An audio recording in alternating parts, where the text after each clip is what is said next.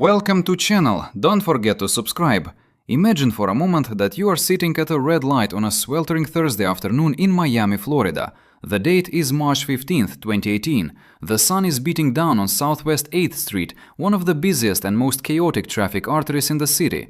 You're checking your watch, maybe humming along to the radio, looking up at the massive brand new pedestrian bridge that was moved into place just 5 days ago. It is a staggering monument of white concrete and futuristic design, a 950-ton canopy that promises to keep students safe from the lethal flow of cars below. And then, in the time it takes to blink your eyes, the world collapses.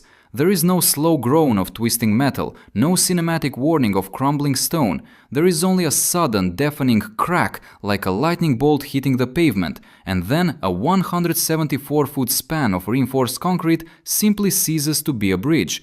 In exactly 1.8 seconds, the massive structure pancakes onto the highway, obliterating everything beneath it. Dashcam footage from that afternoon captures a sight that feels like a glitch in reality. A solid mass of engineering, longer than a professional swimming pool and heavier than two fully loaded Boeing 747s, falling as fast as a dropped stone. There was no time to scream, no time to floor the accelerator, and no time to escape. 6 people would never go home that night.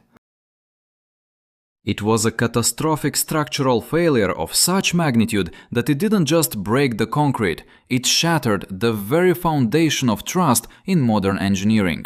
But as we peel back the layers of this tragedy, the most shocking revelation isn't found in the twisted rebar or the shattered rubble. It is hidden in a quiet, overlooked voicemail left on an engineer's desk 2 full days before the collapse, a message that contained the literal smoking gun of the tragedy.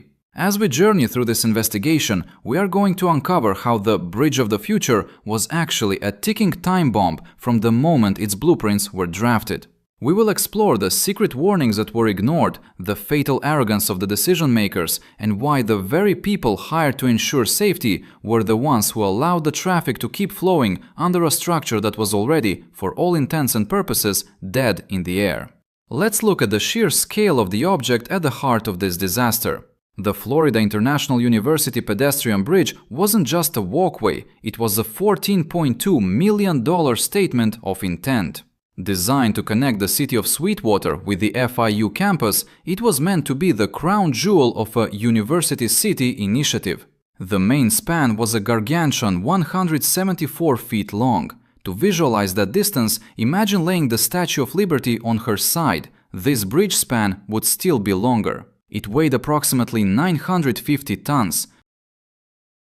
That is the equivalent of 600 average-sized family sedans, or nearly 6 blue whales suspended over 8 lanes of high-speed traffic.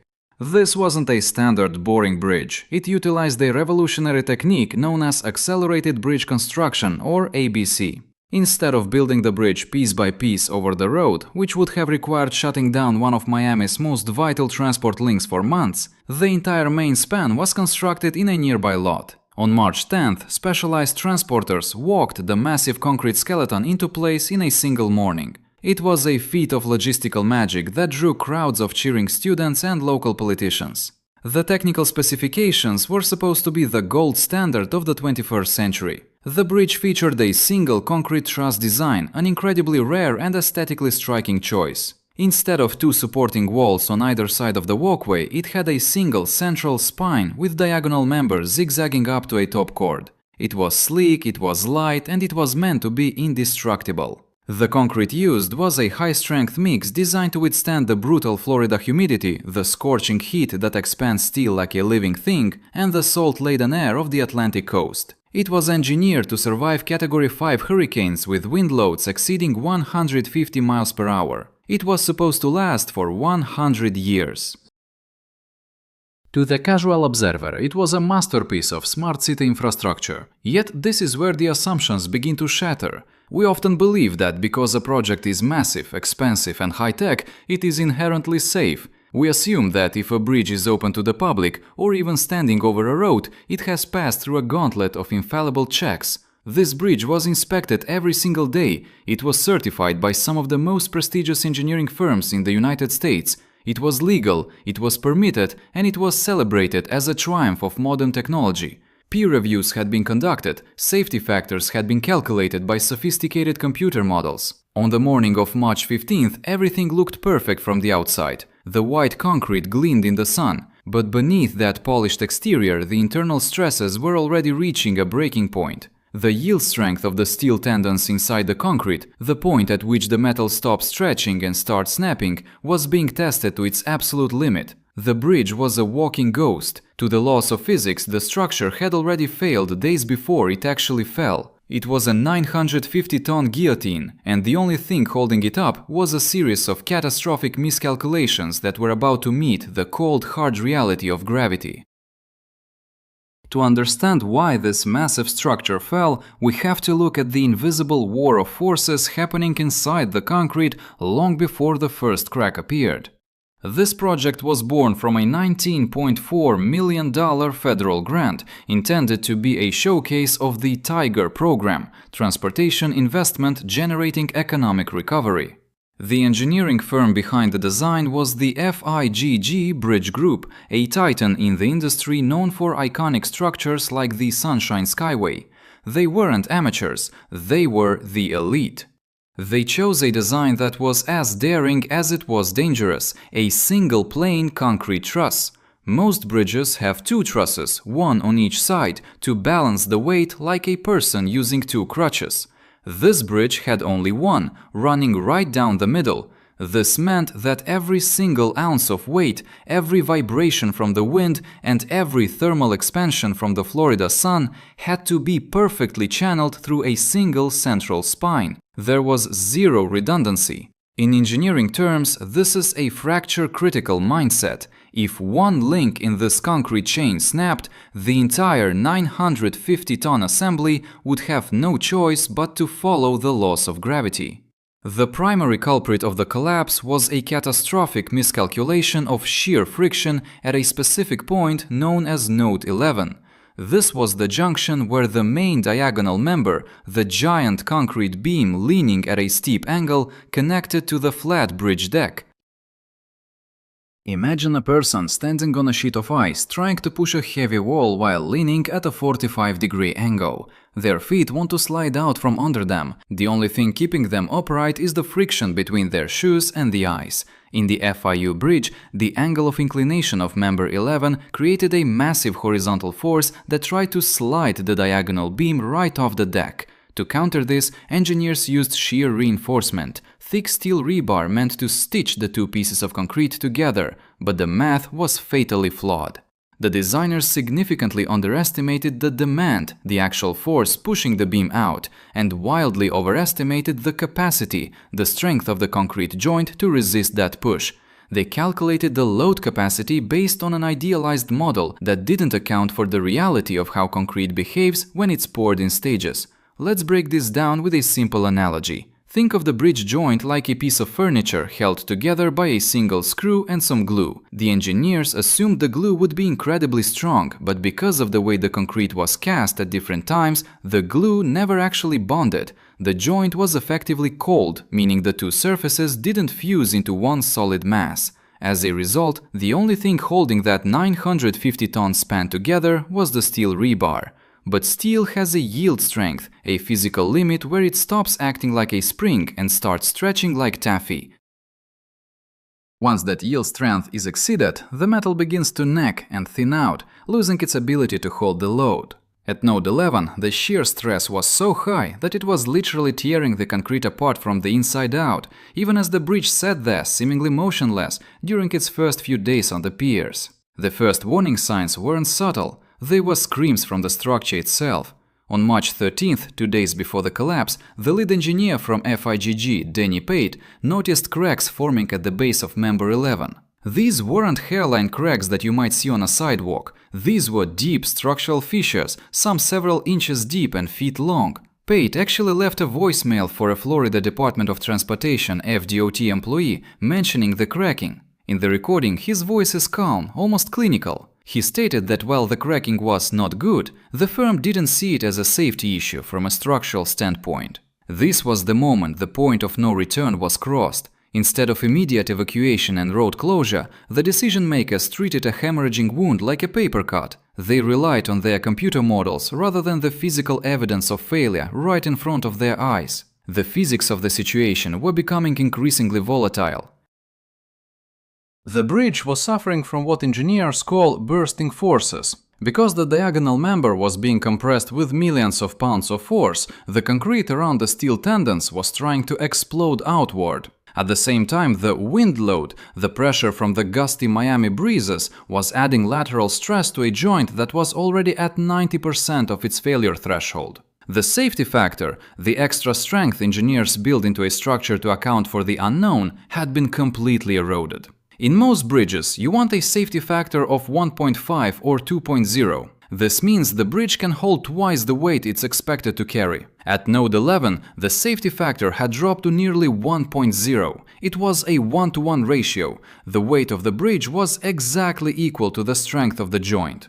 On the morning of March 15th, a meeting was held in a construction trailer at the site. Representatives from the university, the construction company MCM, and the engineering firm FIGG sat around a table. They looked at photos of the cracks. The cracks had grown significantly since the day before. They were now wide enough to stick a finger into. Yet the consensus was to move forward with a fix. Their solution was to perform post-tensioning, a process of tightening the internal high-strength steel rods to try and squeeze the cracks shut. This was the final, fatal mistake.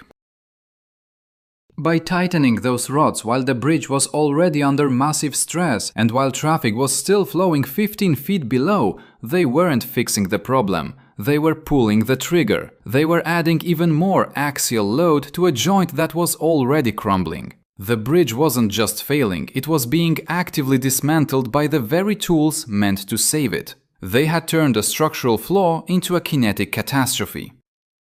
The clock on the dashboard of a nearby car read 1:47 p.m. At that exact moment, two workers were standing on top of the bridge canopy directly over the northern pier. They were operating a massive hydraulic jack, applying hundreds of tons of pressure to the internal steel tendons of member 11. It was a desperate attempt to squeeze the growing cracks back together. Then, the laws of physics finally overrode the hubris of the engineers. A sound like a high-powered rifle shot echoed across the campus as the internal rebar snapped under the tension. In a fraction of a second, the concrete at the base of node 11 didn't just crack, it pulverized. It turned into a gray powder, losing all structural integrity. Without that support, the 950-ton main span became a giant concrete pendulum. The northern end slid off its perch and gravity took over.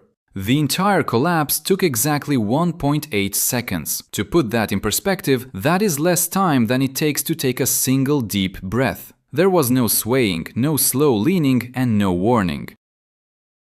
One moment the bridge was a triumph of modern design, the next it was a 174-foot slab of reinforced concrete accelerating toward the asphalt at 32 feet per second squared. 8 lanes of traffic were flowing beneath it at the time. For the drivers caught in the kill zone, there was no possibility of reaction.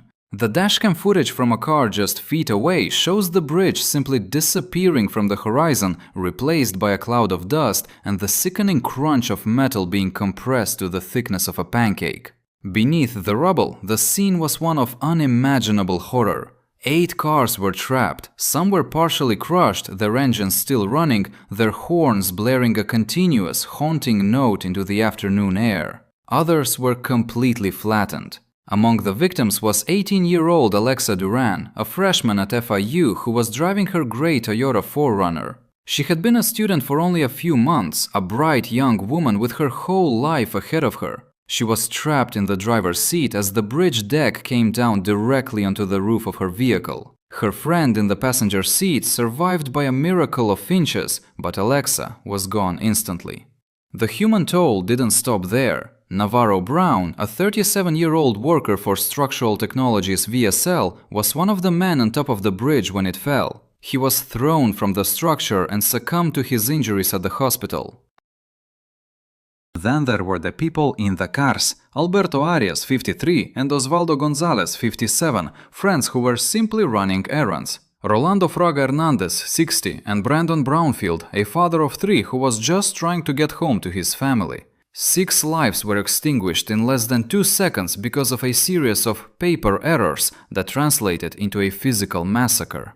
The immediate response was a chaotic symphony of sirens and screams. First responders arrived within minutes, but they were faced with a logistical nightmare. You cannot simply lift 950 tons of concrete with a standard tow truck. They had to use specialized heavy lift cranes and jaws of life to peel back the layers of the canopy. The search and rescue operation lasted for days, transitioning into a grim recovery mission as the scale of the destruction became clear. The university campus, which was supposed to be celebrating a new era of safety, was instead turned into a memorial site draped in yellow police tape and grief. As the dust settled, the National Transportation Safety Board, NTSB, launched an exhaustive investigation that would eventually span over 12,000 pages of evidence. They didn't just look at the rubble, they looked at the digital DNA of the bridge, the CAD files, the emails, and the calculation sheets. What they found was a systemic failure of the peer review process. The firm hired to do the independent check, Bolton Perez and Associates, never actually reviewed the specific node that failed. They were paid to check the bridge, but they missed the most critical connection in the entire design. It was a check-the-box exercise that cost 6 people their lives. The investigation's most damning conclusion was that the bridge should have been red-flagged days earlier. The NTSB lead investigator stated that the cracks were so severe they were screaming that the bridge was failing. Yet the culture of the project was one of production over safety. The engineers at FIG Bridge Group remained defiant even during the hearings, arguing that their design was sound and that the cold joint construction by the contractors was to blame. This sparked a bitter legal dispute between the designers and the builders, each pointing the finger at the other, while the families of the victims sat in the front row, forced to listen to technical jargon used as a shield for accountability. The data logs from the onboard computers of the transport vehicles and the stress gauges installed in the concrete told the story of a structure that was under-designed by nearly 50% at its most critical point. The shear friction capacity was mathematically impossible to maintain. The decision to keep the road open while performing a high-risk tensioning procedure on a failing structure was labeled by OSHA as a flagrant disregard for human life. There was no protocol for closing the road during the fix because the engineers refused to admit there was anything to fix. They saw the cracks as an aesthetic nuisance, not a structural death warrant. The aftermath of the FIU bridge collapse didn't just play out in the courtroom, it transformed the very manual of how bridges are built in America. Before March 15, 2018, the rules surrounding accelerated bridge construction, or ABC, were dangerously vague. The industry had fallen in love with the speed of ABC, the idea of walking a bridge into place in a single morning, but they had forgotten the unique, localized stresses that come with moving 950 tons of precast concrete. As a direct result of this tragedy, the National Transportation Safety Board issued a series of urgent safety recommendations, specifically R19.1 through R19.6, which fundamentally changed how non-redundant structures are handled. Today, the Florida Department of Transportation and federal authorities have overhauled the independent peer review process. It is no longer a check-the-box exercise. Now, peer review firms must provide a completely redundant, top-to-bottom structural analysis of every single load-bearing member, specifically looking for fracture-critical points where a single failure leads to a total collapse. They are required to use different software and different mathematical models than the original designers to ensure that a single glitch or logical error doesn't pass through twice. The peer reviewer is now legally and ethically as responsible as the primary engineer. The Swiss cheese model of disaster is perfectly illustrated in the Florida sun. Usually, for a 950-ton bridge to fall, multiple layers of safety have to line up perfectly, like the holes in slices of cheese. In Miami, the holes were everywhere. The designer's math was wrong, the peer reviewer didn't check the specific node, the contractor didn't stop when they saw the cracks, and the state authorities didn't close the road. To prevent this from ever happening again, new federal guidelines now mandate a zero-tolerance policy for structural cracking. If a crack in a tension zone exceeds 0.01 inches, about the thickness of 3 sheets of paper, the area below must be immediately evacuated and traffic diverted. This seems like common sense now, but it was a rule written in the blood of the 6 people sitting at that red light on Southwest 8th Street. Looking back through history, this tragedy feels like a haunting modern echo of the Hyatt Regency walkway collapse in 1981. In that disaster, a simple change to the design of the suspension rods, made during construction for ease of assembly, doubled the load on a single nut, leading to 114 deaths. In both cases, engineers ignored the physical reality of the structure in favor of the convenience of the build. It is a recurring lesson that the engineering world keeps failing to learn. A design on a computer screen is a perfect, frictionless world, but a construction site is a chaotic reality. Steel expands in the heat, concrete creeps over time, and gravity never takes a day off. The legal fallout was as massive as the bridge itself. A $103 million settlement was eventually reached for the victims and their families, funded by the multiple companies involved in the design and construction. This amount, while staggering, is roughly the cost of building 7 more bridges of the same design. It is a somber reminder that safety isn't an expense, it's the most vital investment a society can make. The engineering firm Fig Bridge Group was eventually hit with a multi-year debarment from federally funded projects, a corporate death penalty that effectively ended their dominance in the industry. But for the families of Alexa Duran, Navarro Brown, and the others, no amount of litigation or regulatory change can fill the 174-foot hole left in their lives. Ultimately, the FIU bridge collapse is a mirror of systemic arrogance. It happens when we become so confident in our technology and our revolutionary methods that we forget to respect the raw, unforgiving forces of physics.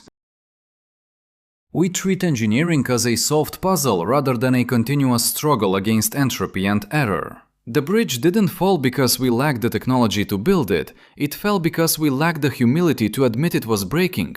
Every time you drive under a bridge, you are making a silent pact of trust with the people who designed it. That pact was broken in Miami because the people in charge chose to believe their spreadsheets over their own eyes.